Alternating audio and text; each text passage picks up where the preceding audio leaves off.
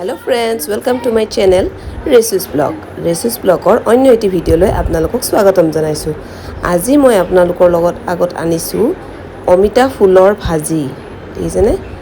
এয়া এই সৰু সৰু অমিতা ফুলবিলাক যে এই ফুলবিলাক দি নহয় আমি ভাজি বনাই খাব পাৰো। এয়া বোলে ডায়াবেটিছ থকা লোকৰ কাৰণে খুবেই ভাল বুলি কয় আৰু ঔষধি গুণ বহুত আছে। গতিকে আহক চাই যাওক মই কেনেকৈ কি কৰোঁ।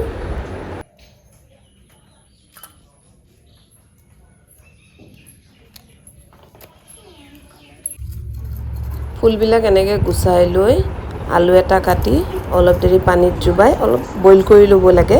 বইল কৰোঁতে মই নিমখ আৰু অলপমান হালধি দি লৈ পেলাই বইল কৰিছোঁ। এয়া এইটো অলপমান ঠাণ্ডা হ'বলৈ দিব লাগে। ইয়াৰ পিছত এখন কেৰাহীত ধুনীয়াকৈ অলপ মিঠাতেল দিলে অলপ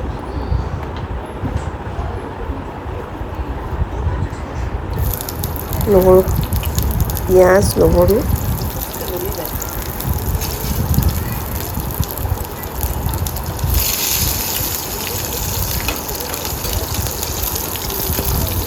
অলপ ভাজি ল'লে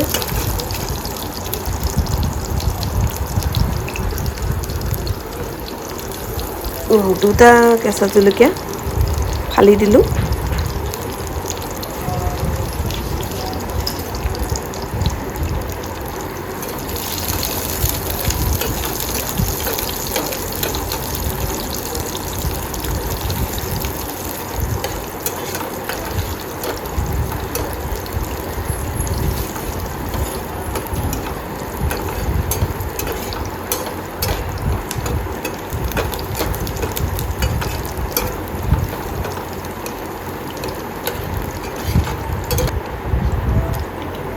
অলপমান জিৰা গুড়ি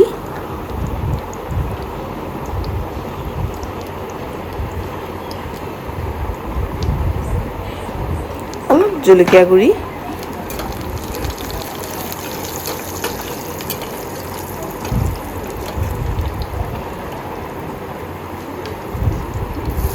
এতিয়া সেই বইল কৰাখিনি তাত দি অলপ দেৰি আৰু ভাজিলোঁ। ভাজাৰ পিছত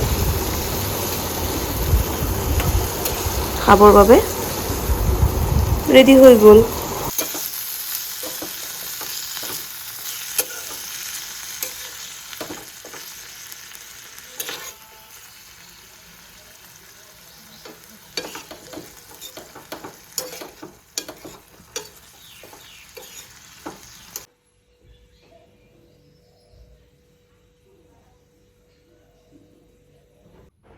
অন্য এটা ৰেচিপি হৈছে ঘৰৰ পুখুৰীৰে মানে মায়ে বৰশী দি মাছ এজনী মাৰি আনিছিলে। গতিকে এই মাছটো আপোনাৰ ভোল দি ঘৰৰে ভোল দি বনোৱা হ'ব। প্ৰথমতে মাছটো বাছি লোৱা হ'ল, যেনিবা বাছি পেলাই কেৰাহীত তেলত পিঁয়াজ দিয়া হ'ল। এয়া মাছখিনি বাছা হৈছে অলৰেডি। মানে মাছটো নাভাজোঁ আৰু ডাইৰেক্ট বনাম আৰু। ইয়াত হালধি তেলতে জিৰা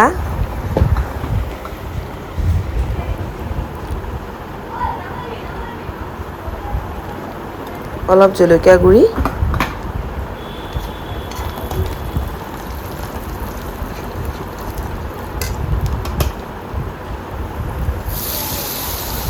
বিলাহী দুটা কাটি দিলোঁ।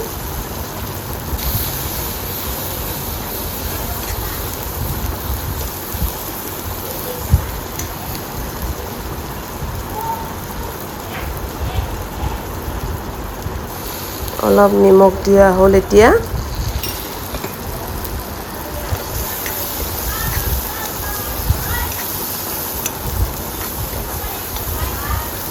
অলপ বিলাহীটো গলালৈকে মানে লৰাই থাকিলে ভাল আৰু। এয়া এতিয়া মাছখিনি তেনেকৈ দি দিলোঁ।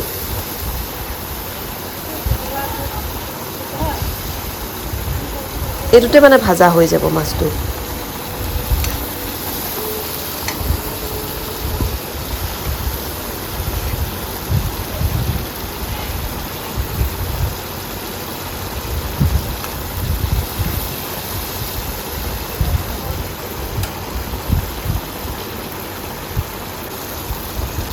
এয়া অলপ ভাজা হোৱাৰ পিছত এতিয়া তাত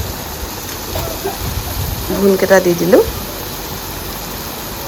আলু দিয়া নাই দেই, ভোলহে দি দিলোঁ।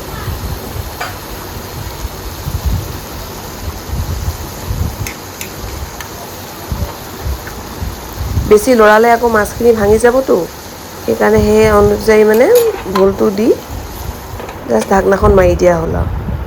এয়া দেখিছে ঢাকনা খুলি দিয়া লগালগ এয়া চাওক এক্সট্ৰা। এয়া অলপমান এতিয়া গৰম পানী অলপ দি দিলোঁ।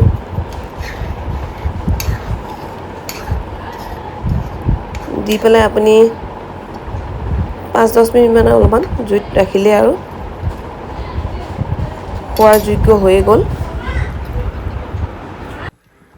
চ' আজিলৈ ভিডিঅ'টো ইমানতে সামৰণি মাৰিলোঁ। Bye bye.